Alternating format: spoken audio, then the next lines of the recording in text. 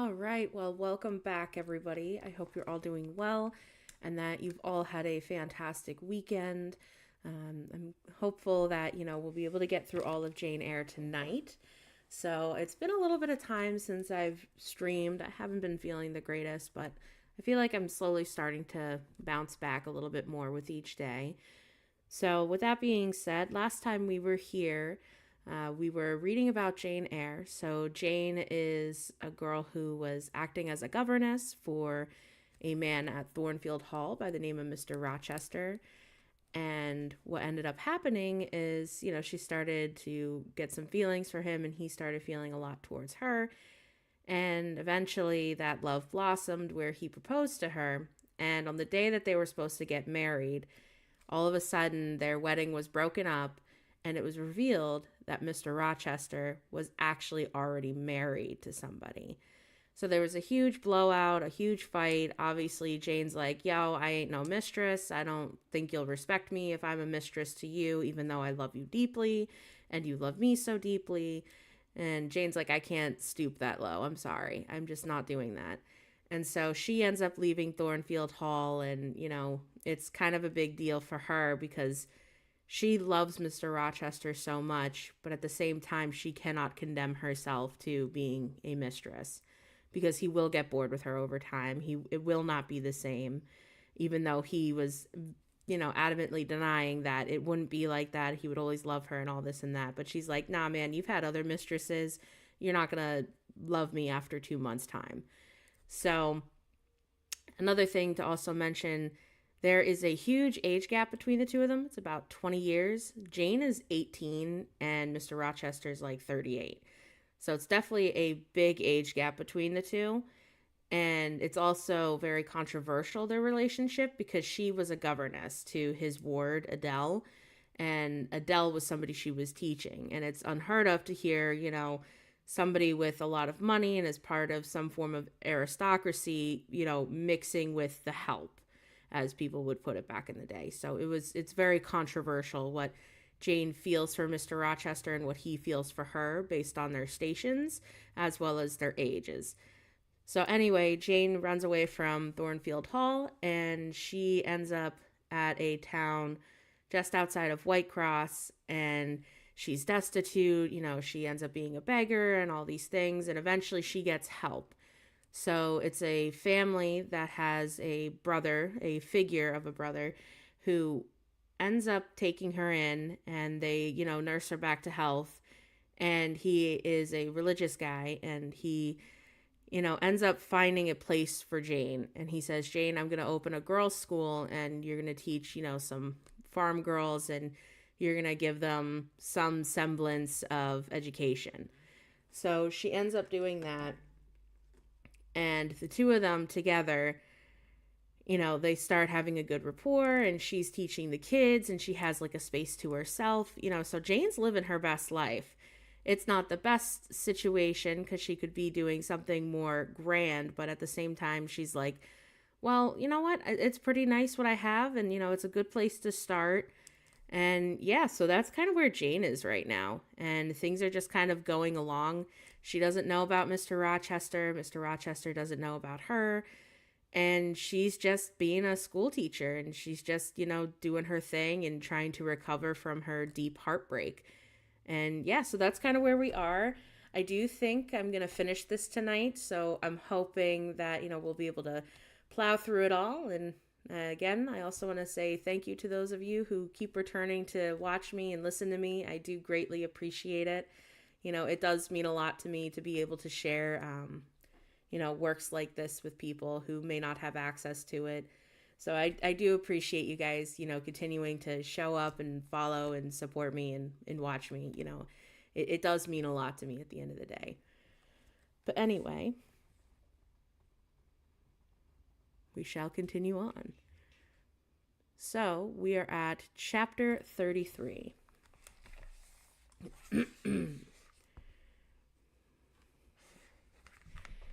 When Mr. St. John went, it was beginning to snow.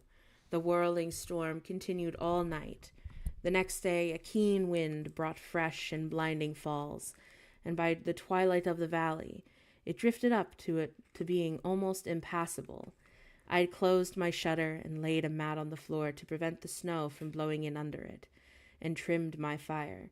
And after sitting nearly an hour on the hearth, listening to the muffled fury of the tempest, I lit a candle and looked down, and continued the reading of Marmion, which went as follows. The day set on Norman's castled steep, and the Tweed's fair river, broad and deep, and Chevrot's mountainous lone. Oh, the massive towers, the donjon keep, the flanking walls that round them sweep, and in a lustered yellow shone. I soon forgot the storm and the music, and I heard a noise. The wind, I thought, had shook the door.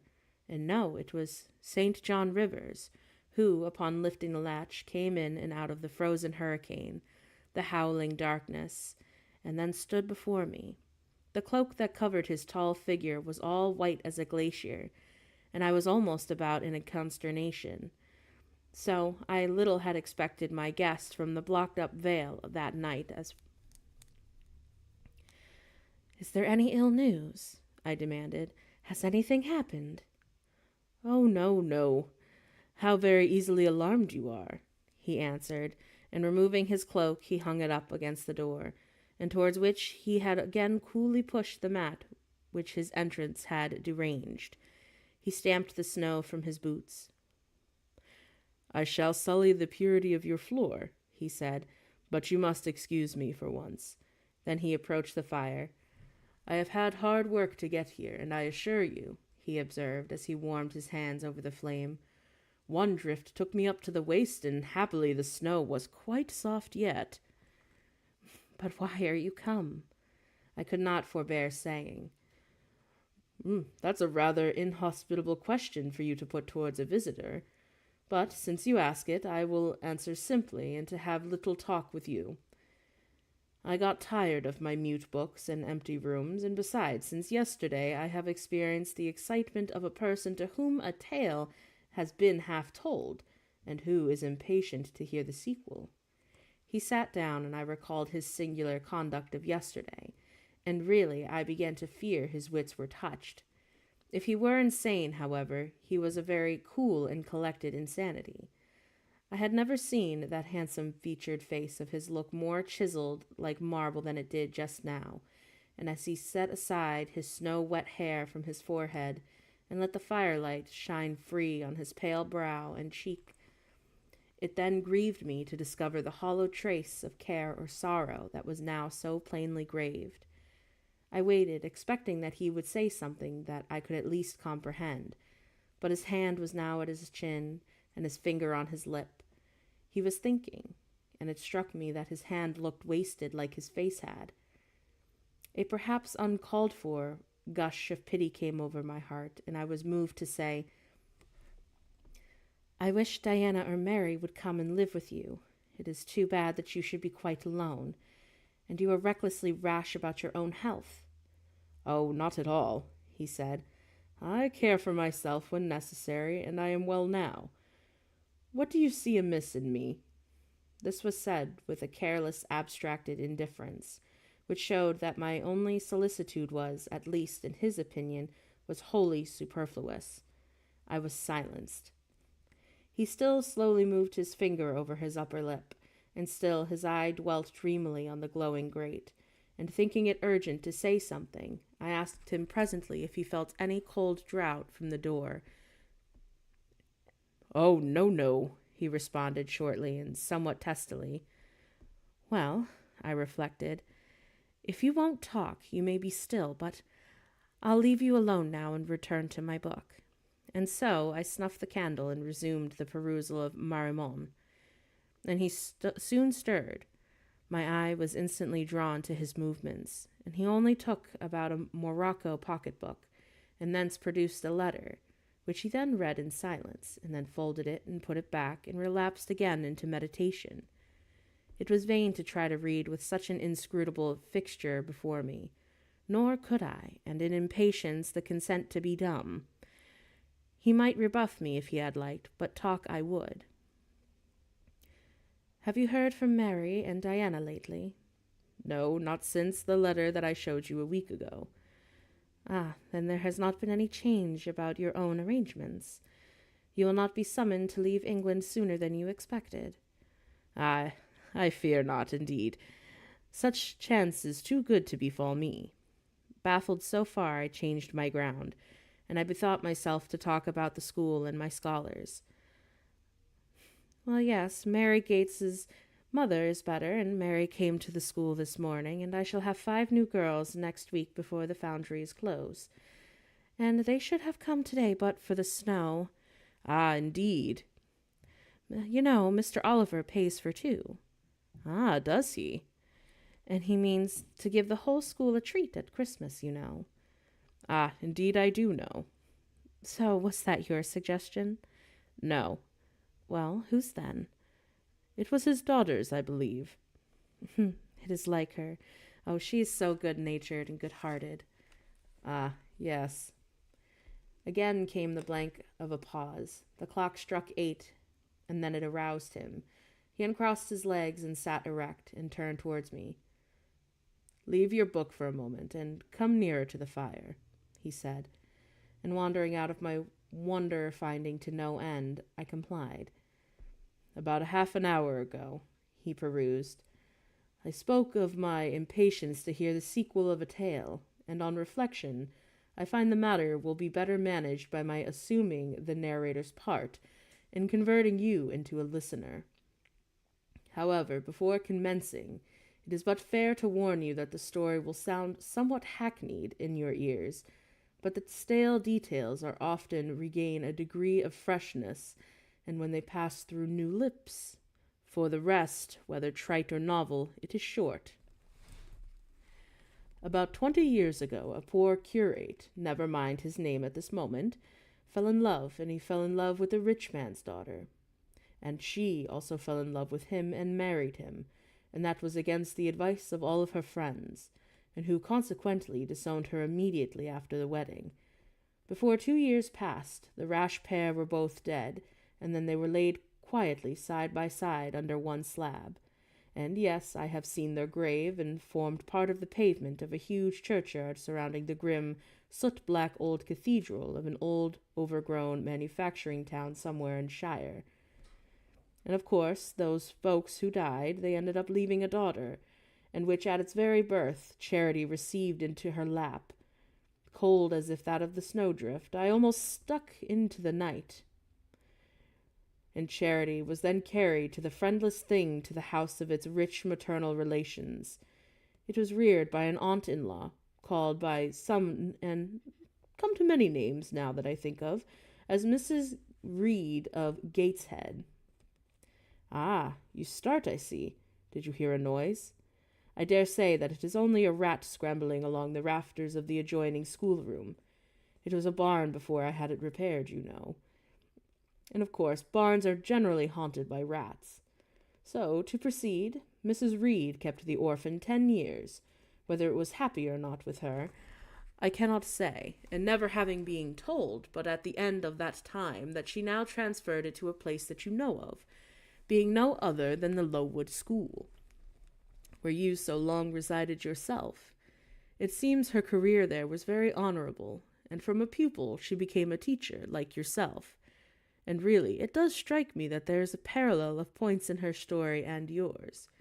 She left it to be a governess, you see, and there again your fates were analogous, and she undertook the education of a ward of a certain Mr. Rochester.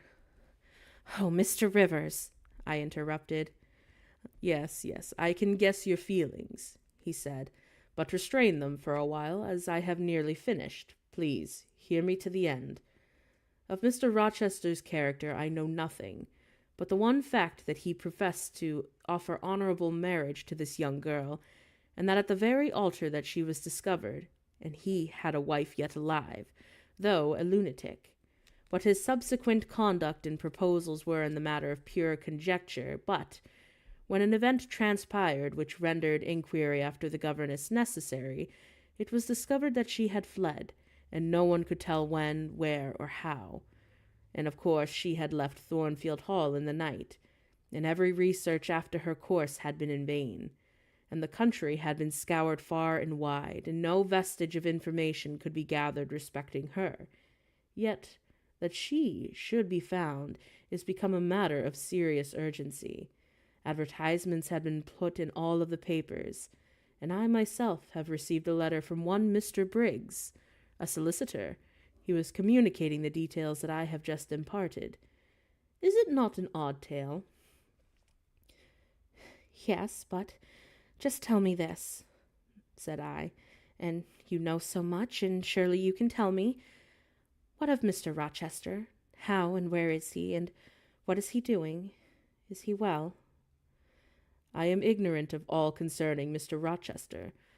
The letter never mentions him, but to narrate the fraudulent and illegal attempt that I have adverted to. You should never ask the name of the governess, the nature of the event which requires her appearance. Did no one go to Thornfield Hall, then? Did no one see Mr. Rochester? I suppose not. But they wrote to him. Of course. And what did he say? Who was his letters? Who has them? Well, Mr. Briggs intimates that the answer to his application was not from Mr. Rochester, but from a lady. It was signed Alice Fairfax. I felt cold and dismayed, and my worst fears were probably true. He had all in the probability left England and rushed into a reckless desperation to some former haunt on the continent. And what opiate for his severe sufferings, what object for his strong passions had he sought there? I dared not answer the question. Oh, my poor master, and once almost my husband, and whom I had often referred to as my dear Edward. He must have been a bad man, observed Mr. Rivers. You don't know him. Do not pronounce an opinion upon him, I said. Very well, he answered quietly, and indeed my head is otherwise occupied than with him. I have my tale still to finish. Since you won't ask the governess's name, I must tell it of my own accord. No, stay, I have it here, and it is always more satisfactory to see important parts written down, and fairly committed to black and white. And the pocket-book was again deliberately produced, opened, and sought through, and from one of its compartments was extracted a shabby slip of paper, and hastily torn off. I recognized in its texture and its stains of ultramarine and lake and vermilion the ravished margin of the portrait cover. He got up and held it close to my eyes, and I read, traced the Indian ink in my own handwriting, the words Jane Eyre, the work doubtless of some moment of abstraction. You know, Briggs wrote to me of a Jane Eyre, he said. The advertisements demanded a Jane Eyre, and I knew a Jane Elliot. I confess that I had my suspicions, but it was only yesterday afternoon that they were at once resolved into certainty. You own the name and renounce the alias. Yes, but where is Mr. Briggs? And perhaps he knows more of Mr. Rochester than you do. Briggs is in London, and I should doubt his knowing anything at all about Mr. Rochester. It is not in Mr. Rochester that he is interested. Meantime, you forget essential points in pursuing trifles. You do not inquire why Mr. Briggs sought after you, and what he wanted with you specifically. Well, what did he want? Merely to tell you that your uncle, Mr. Eyre of Madeira, is dead, and that he has left you all of his property, and that you are now rich. Merely that, and nothing more. I? Rich? Yes, you, rich, quite an heiress indeed. And then silence succeeded. Of course, you must prove your identity, resumed St. John presently, a step which will offer no difficulties if you can then enter on the immediate possession. Your fortune is vested in the English funds, and Briggs has the will and the necessary documents. Here was a new card turned up, and a fine thing at that, reader. Oh, to be lifted into a moment from indigence to wealth, and a very fine thing it was. but not a matter one can comprehend or consequently enjoy all at once. And then there were other chances in life far more thrilling and rapture-giving. This is solid. It was an affair of the actual world, nothing ideal about it. All its associations are solid and sober, and its manifestations were all the same. One does not jump and spring and shout hurrah at hearing that one has a fortune, and one begins to consider the responsibilities and to ponder business, and on a base of steady satisfaction rise certain grave cares, and we contain ourselves, and we brood over our bliss with a solemn brow. And besides, the words legacy and bequest go side by side with the words death and funeral. My uncle I had heard was dead, and he was my only relative. And ever since being made aware of his existence, I had cherished the hope of one day seeing him, and now I never should. And then this money came only to me, and not just to me. I should have been rejoicing, but to my isolated self I felt sadness. Yes, it was a grand boon, and it was doubtless an independence would be glorious, yet I felt that thought swelled at my heart. "Oh, unbend your forehead at last, Jane," said Mr. Rivers. "I thought Medusa had looked upon you, and that you were turning to stone. Perhaps now that you will ask how much you are worth." "Well, how much am I worth?" "Oh, it's a trifle, nothing of course to speak of, 20,000 pounds, and I think they say that, but what is that?" 20,000 pounds? Here was a new stunner. I had been calculating on 4 or maybe 5,000, but this news actually took my breath for quite a moment, and Mr. St. John, who I had never heard laugh before, laughed now. "Well, if you had committed murder and I had told you your crime was discovered, you could scarcely look more aghast." "It is a large sum, and don't you think that there is some mistake?" "Oh, there's no mistake at all." "Perhaps you have read the figures wrong, and it may be just 2,000. "It is written in letters and not figures. It is 20,000. Again, I felt rather like an individual, but of average gastronomical powers, and sitting down to feast alone at a table spread with provisions for 100. Mr. Rivers rose now and put on his cloak. "If it were not such a very wild night," he said, "I would have sent Hannah down to keep you company. But you look so desperately miserable to be left alone. Oh, but Hannah, that poor woman, she could not stride the drifts as well as I, and her legs are not quite so long, so I must even leave you to your own sorrows. Good night, Jane." He was lifting the latch, and a sudden thought occurred to me. "Wait, stop 1 minute," I cried. "Well?"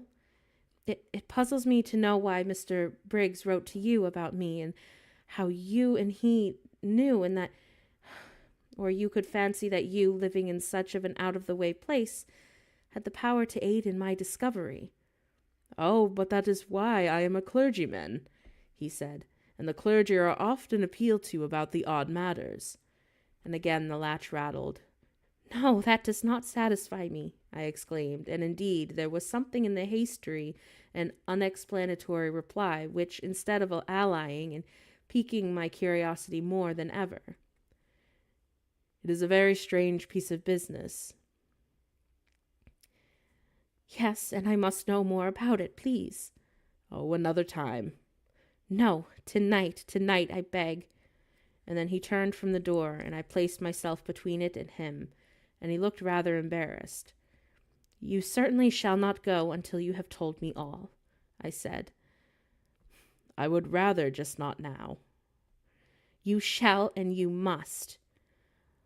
"I would rather that Diana or Mary inform you." Of course, these objections brought my eagerness to a climax. It gratified as it must be, and without delay, and I told him so. "But I appraised that you said that I was a hard man, and difficult to persuade," he said. "And I am a hard woman, and impossible to put off." And then he pursued, I am cold, and there's no fervor that infects me so, whereas I am hot, and I am fire that dissolves ice. The blaze that was there has thawed all the snow from your cloak, and by the time, in the same token, it has streamed onto my floor and made it like a trampled street. As you hope ever to be forgiven, Mr. Rivers, the high crime and the misdemeanor of spoiling a sanded kitchen. Please, tell me what I wish to know. Well, then, he said, I yield, but not to your earnestness and to your perseverance, but it is stone and worn by continual dropping. Besides, you must know some day, as well as now as of later. Your name is Jane Eyre.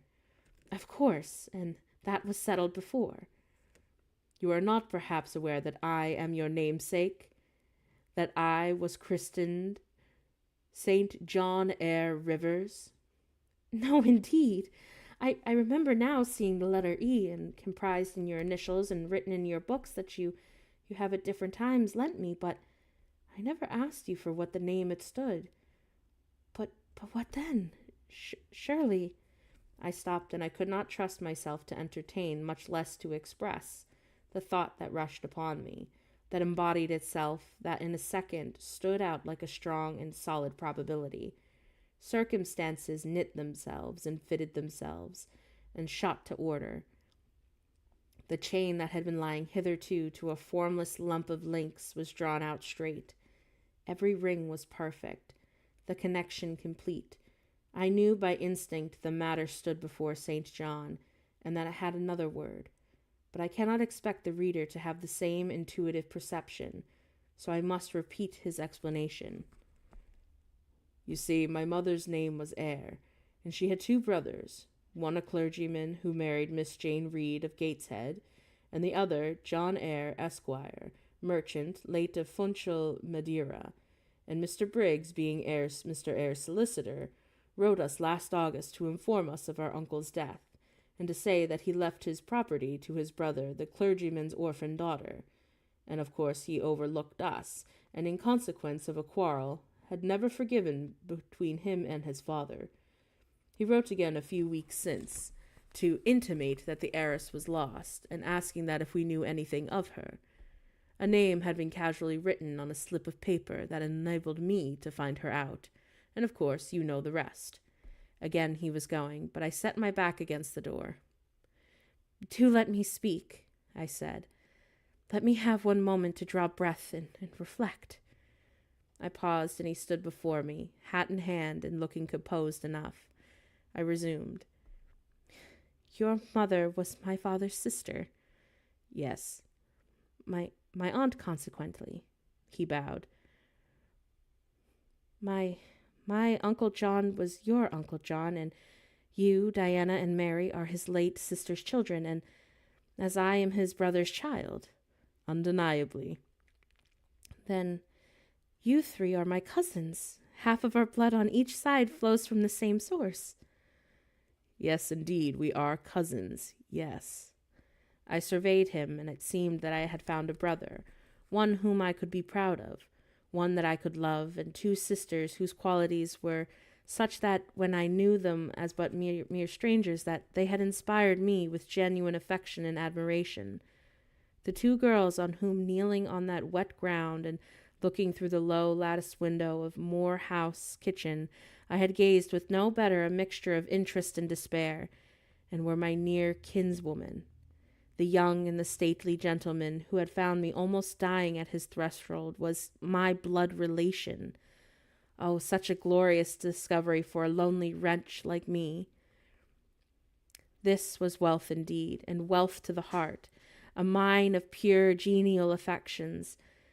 This was a blessing. It was bright, vivid, and exhilarating.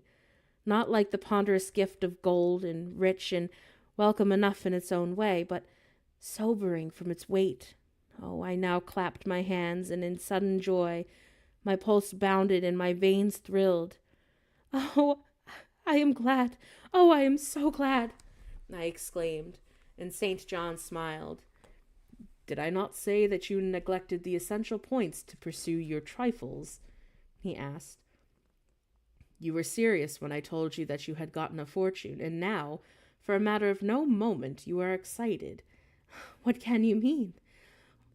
If by no moment to you, you have sisters and you don't care for a cousin.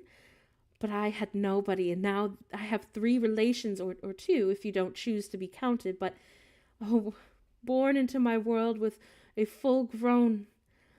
I say again that I am glad. I walked fast through the room. I stopped, and I half suffocated with the thoughts that rose faster than I could receive and comprehend, and began to settle them. Thoughts of might, of what, of could, and would should be, that were ere long. I looked at the blank wall, and it seemed like a sky thick with ascending stars. Everyone lit me to a purpose or delight. Those who had saved my life, whom to this hour I had loved barrenly, I could now then benefit. They were under a yoke, and I could free them. They were scattered, and I could reunite them. The independence, the affluence which was mine, it might be theirs too. Were we not 4? 20,000 pounds shared equally would be 5,000 each. Oh, it would be justice enough and to spare, and justice would be done, and mutual happiness would be secured. Now the wealth did not weigh on me. Now it was not a mere bequest of coin, it was a legacy of life, of hope, of enjoyment. How I looked while these ideas were taking my spirit by storm, I cannot tell. But I perceived soon that Mr. Rivers had placed a chair behind me and was gently attempting me to sit down upon it. And he advised me to be composed, and I scorned the insinuation of helplessness and distraction, and shook off his hand, and began to walk about again. "We must write to Diana and Mary tomorrow," I said, "and tell them to come home directly. Oh, Diana said that we could both consider themselves rich with 1,000 pounds, and so with 5,000 they will do very well." "Tell me, where can I get you a glass of water?" said St. John. "You really must make an effort to tranquilize your feelings." "Oh, nonsense. What sort of effect would the bequest have on you? Will it keep you in England and induce you to marry Miss Oliver? Oh, and settle down like an ordinary mortal?" "You wander. Your head becomes confused, and I have been too abrupt in communicating the news. It has excited you beyond your strength." "Oh, Mr. Rivers, you quite put me out of patience, and I am rational enough, and it is you who must misunderstand, or rather you to affect to misunderstand indeed." "Perhaps if you explained yourself a bit more fully, I should comprehend better." "Explain? What is there to explain? You cannot fail to see that 20,000 pounds, the sum in question, has been divided equally between nephew and 3 nieces of our uncle. Will not 5,000 to each? What is that I want? And that is what I shall do, and that you should write your sisters and tell them of the fortune that has accrued to them." "To you, you mean?" "I have intimated my view of the case, and I am incapable of taking any other. I am not brutally selfish, or blindly unjust, or fiendishly ungrateful. And besides, I am resolved that I will have a home and connections. Oh, I do like Moor House, and I will live at Moor House. Oh, I like Diana and Mary, and I will attach myself for life to Diana and Mary, and it would please and benefit me to have 5,000 pounds, and it would torment and oppress me to have 20,000, and which, moreover, would never be mine in justice, and though it might be in law. I abandon to you, then, what is absolutely superfluous to me. Let there be no opposition and no discussion about it. Let us agree amongst each other and decide the point at once." "This must be acting on first impulses. You must take a few days to consider such a matter ere your word would be regarded as valid." "Oh, and you doubt that I am not being sincere? Oh, my sincerity is complete.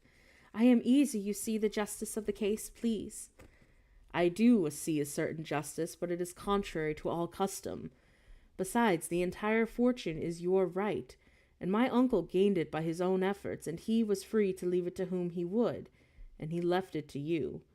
After all, justice permits that you keep it, and you may, with clear conscience, consider it absolutely your own. With me, said I.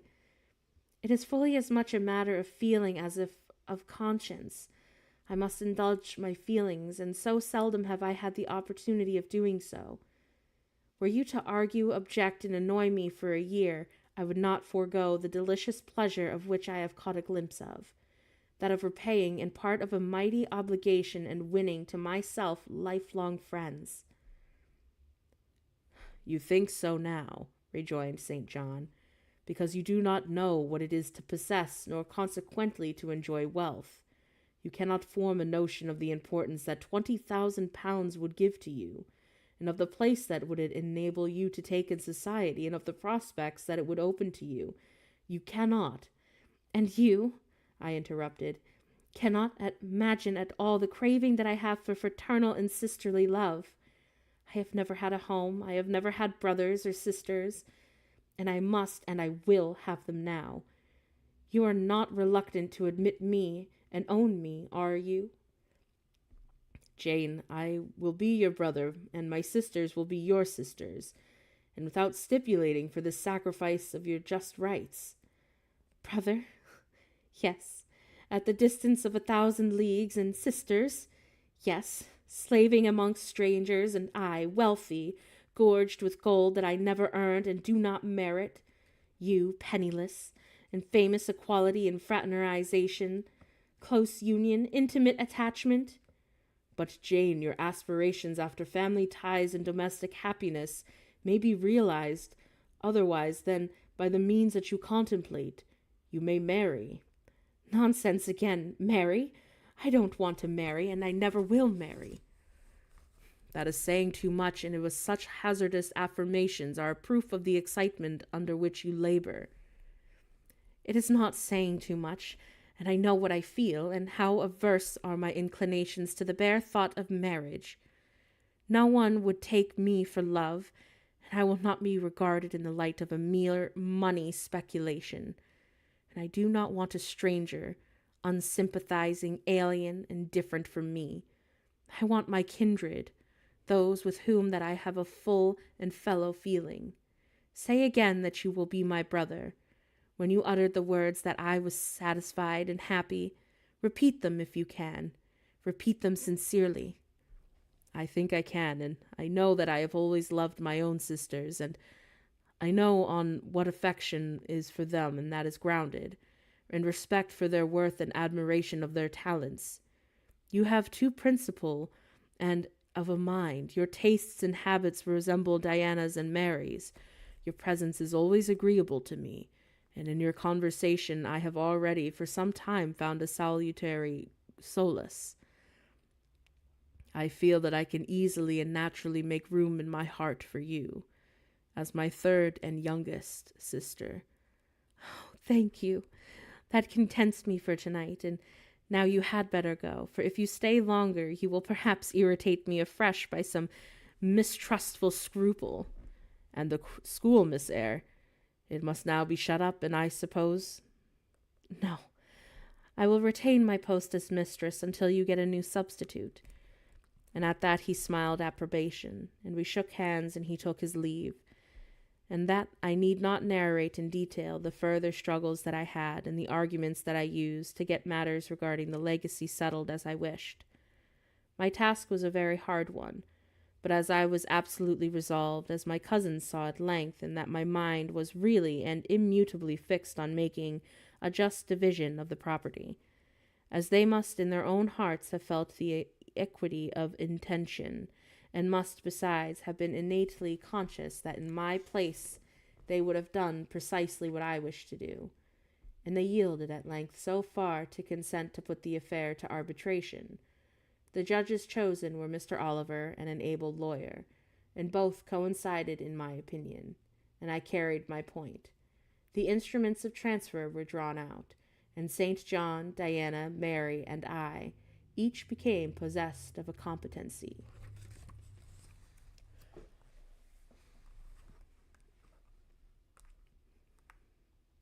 All right, so she got some good proper tie. I feel good for my girl Jane. She's moving on in the world. Chapter 34. It was near Christmas by the time all was settled, and the season of general holiday approached. I now closed Morton's school, and taking care that the parting should be not barren on my side. Good fortune opens the hand as well as the heart wonderfully, and to give somewhat when we have largely received is but to afford a vent to the unusual ebullition of senses. I had long felt with pleasure that many of my rustic scholars liked me, and when we parted that consciousness was confirmed, and they manifested their affection plainly and strongly. Deep was my gratification to find that I really had a place in their unsophisticated hearts, and I promised them that never a week should pass in future that I did not visit them, and give them an hour's teaching in their school. Mr. Rivers came up as having seen the classes, and now, numbering 60 girls, they filed out before me and locked the door. I stood with a key in my hand, and exchanging a few words of special farewell with some half-dozen of my best scholars. As decent and respectable and modest and well-informed the young women as could be found in the ranks of British peasantry. And that is saying a great deal. For after all, the British peasantry were the best taught and best mannered and most self-respecting of any in Europe. And since those days I have seen paysannes and barrowmen, and the best of them seem to me ignorant, coarse, and besotted, and compared with my own Morton girls. "Do you consider that you have gotten your reward for a season of exertion?" asked Mr. Rivers when they were gone. "Does not the consciousness of having done some real good in your day and generation give pleasure?" "Doubtless." "And you have only toiled a few months. Would not a life devoted to the task of regenerating your race be so well spent?"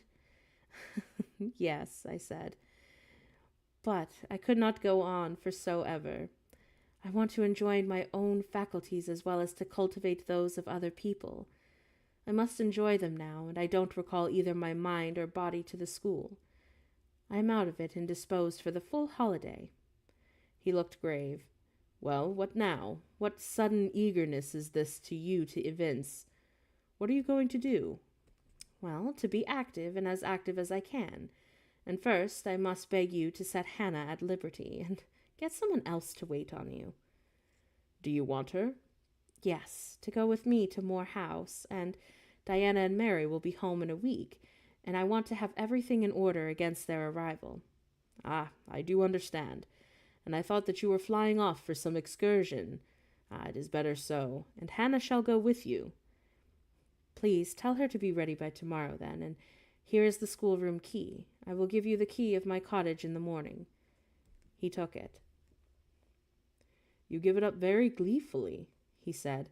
"I don't quite understand your light-heartedness, and because I cannot tell what employment you propose to yourself as a substitute for the one that you are relinquishing. What aim and what purpose, what ambition in life do you have now?" "Well, my first aim will be to clean down, and that is to clean down Moor House from chamber to cellar, and my next is to rub it up with beeswax oil and to be an indefinite member, and then I will take on a number of cloths, and I will scrub and scrub until it glitters again. And to my third I will arrange every chair, table, bed, and carpet with mathematical precision. And afterwards I shall go near to ruin in your coals and peat to keep up good fires in every room. And lastly, the 2 last days proceeding on which your sisters are expected to be will be devoted by Hannah and me to such a beating of eggs and sorting of currants and grating of spices and compounding of a Christmas cake. And of course we will be chopping up materials for mince pies and solemnizing of their culinary rites and the words that can convey but an inadequate notion of the uninitiated like you. My purpose, in short, is to have all things in absolutely perfect state of readiness for Diana and Mary before next Thursday, and my ambition is to give them an ideal of a welcome when they come." St. John smiled slightly, and still he was dissatisfied. "Ah, it is very well for the present," he said. "But seriously, I trust that when the first flush of vivacity is over, you will look a little higher than domestic endearments and household joys." The best things the world has? I interrupted. No, Jane, no. This world is not for the scene of fruition.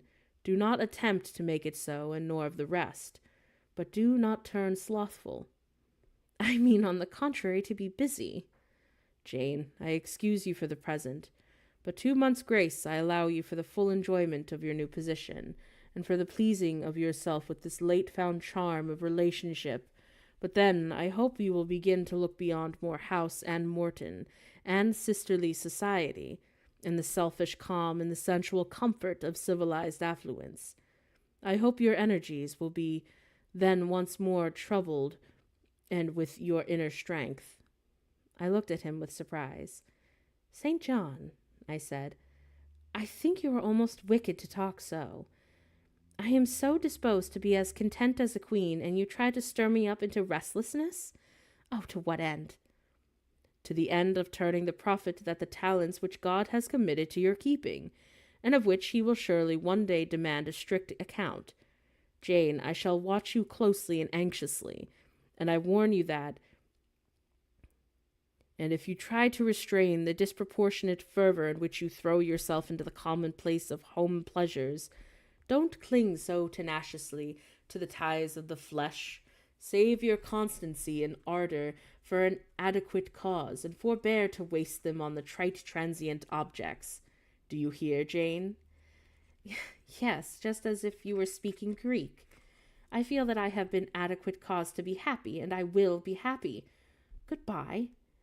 Happy at Moor House I was, and hard as I worked, and so did Hannah. She was charmed to see how jovial that I could be amidst the bustle of a house turned topsy-turvy, how that I could brush and dust and clean and cook.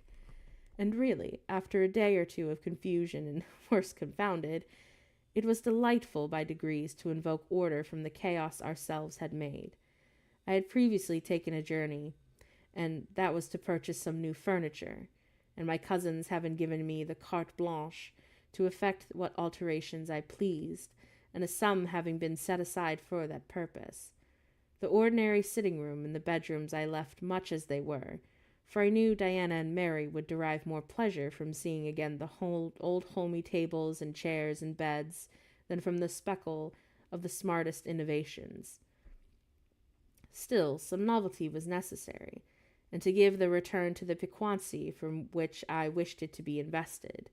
It was dark, handsome new carpets and curtains, and an arrangement of some carefully selected antique ornaments in porcelain and bronze, and new coverings and mirrors and dressing cases for the toilet tables, and, oh, answered the end, they looked fresh without being glaring. A spare parlor and bedroom that I had refurnished entirely, with an old mahogany and crimson upholstery. I had laid the canvas on the passage and the carpets on the stairs, and when all was finished, I thought Moor House was a complete model of bright and wintry snugness. The eventful Thursday at length came. They were expected about dark, and ere dusk fires were then lit upstairs and below. The kitchen was in perfect trim, and Hannah and I were dressed, and all was in readiness. St. John arrived first, and I had entreated him to keep quite clear of the house till everything had been arranged. And indeed, the bare idea of commotion, and at once sordid and trivial, going on within its walls sufficed to scare him to estrangement. He found me in the kitchen, and watching the progress of certain cakes for tea, and then baking, and approaching the hearth, he then asked, "If I was at last satisfied with the housemaid's work?" And of course I answered by inviting him to accompany me on a general inspection of the result of my labors. And with some difficulty I got him to take the tour of the house, and he just looked in at the doors as I opened them, and when he wandered upstairs and downstairs, and he and I said had gone through a great deal of fatigue and trouble to have effected such a considerable change in so short a time. But not a syllable did he utter, indicating pleasure in the improved aspect of his abode.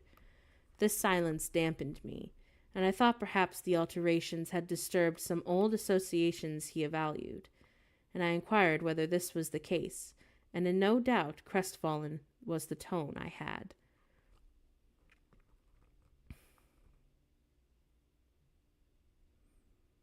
And of course, he on the contrary remarked that I had respected every association within the home, though he did admit that he had fear that I had done more on the matter than was necessary, and that he was worried that I had spent too many minutes studying the arrangement of every room, and that if I could tell him exactly where a book was that he needed. And of course I showed him the volume he decided he wanted, and he took it down from a shelf and withdrew to his accustomed window recess, where he began to read. Now I did not like this reader. St. John was a good man, but I began to feel that he had spoken truth of himself when he said he was hard and cold. The humanities and the amenities of life had no attraction for him, and in its peaceful enjoyments was no charm. And literally, he lived only to aspire, and after what was good and great, certainly, but still he never rested, nor approved of others resting around him. And as I looked at his lofty forehead, that was still and as pale as white stone, and at his fine lineaments fixed in study, I comprehended all at once that he was hardly a make for a good husband, that it would be a trying thing to be his wife, and so I understood by inspiration the nature of his love for Miss Oliver. I agreed with him that it was but a love of the senses, and I comprehended how he would despise himself for the feverish influence that it would exercise over him, and how he would wish to stifle and destroy it so, and how he should mistrust any conduct permanently that came to his happiness or hers. And I saw that he was of the material form which nature hews her heroes, Christian and pagan, her lawgivers and her statesmen, her conquerors, a steadfast bulwark for great interests to rest upon, but at the fireside too often a cold, cumbrous column. He was gloomy and out of place. I thought to myself that the parlor was not his sphere, and that the Himalayan ridge or the Karaf brush, but even the plague-cursed Guinea coast swamp would have suited him better. Well, of course he may eschew the calm of the domestic life, and that it was not his element, and there were faculties that he had that would stagnate, and that they could not develop or appear to advantage. It is in scenes of strife and danger where courage is proved and energy is exercised, and of course fortitude tasked. But he will speak and move and lead as the superior. And of course the merry child would have the advantage of him on this hearth. And he is of a right to choose a missionary's career. Of course, I see it now. "Oh, they are coming," cried Hannah, throwing open the parlor door, and at the same moment old Carlo barked joyfully, and out I ran. It was now dark, but a rumbling of wheels was audible, and Hannah soon had a lantern lit. The vehicle had stopped at the wicket, and the driver opened the door. First one well-known form, and then another, stepped out, and in a minute I had my face under their bonnets and in contact first with Mary's soft cheek, then with Diana's flowing curls, and they laughed and kissed me, and then Hannah patted Carlo, and who was half wild with delight, asked eagerly as if all was well, and being assured in the affirmative, and hastened into the house. They were stiff with their long and jolting drive from Whitecross, and chilled with the frosty night air, but their pleasant countenances expanded to the cheerful firelight, and while the driver and Hannah brought in the boxes, they demanded St. John, and at this moment he advanced from the parlor, and they both threw their arms around his neck at once, and he gave each one a quiet kiss, and in a low tone he said few words of welcome. He stood for a while to be talked to, and then, intimating that he supposed that they would rejoin him soon in the parlor, he withdrew there, as if for a place of refuge. I had lit their candles to go upstairs, but Diana had first to give the hospitable orders of respecting the driver. This done, both followed me. They were delighted with the renovation and the decorations of their rooms, and with the new drapery and fresh carpets and rich tinted china vases. They expressed their gratification ungrudgingly, and I had the pleasure of feeling that my arrangements met their wishes exactly, and that what I had done had added a vivid charm to their joyous return home. Sweet was the evening, and my cousins were full of exhilaration and were so eloquent in narrative and comment in that their fluency covered St. John's taciturnity. And he was sincerely glad to see his sisters, but in their glow of fervor and flow of joy, he could not sympathize.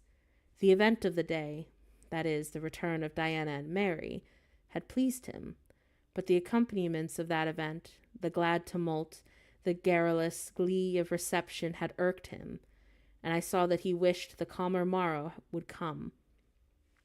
And in this very meridian of the night's enjoyment, about an hour after tea, a rap was heard on the door, and Hannah entered with the intimation that, "Oh, a poor lad has come at an unlikely time, and that is to fetch Mr. Rivers to see his mother. Oh, and she is drawing away, he says." "Where does she live, Hannah?" "Oh, clear up on Whitecross Brow, almost 4 miles off in the moor, and the mosses all the way." "Tell him that I will go." "I am sure that you better not. It's the worst road to travel after dark, you know, and that be there. And there's no track at all over the bog, and oh, it is such a bitter night, and the keenest wind you have ever felt. You had better send word, sir, that you will be there in the morning." But he was already in the passage, and putting on his cloak, and without one objection, one murmur, he departed. It was then 9 o'clock.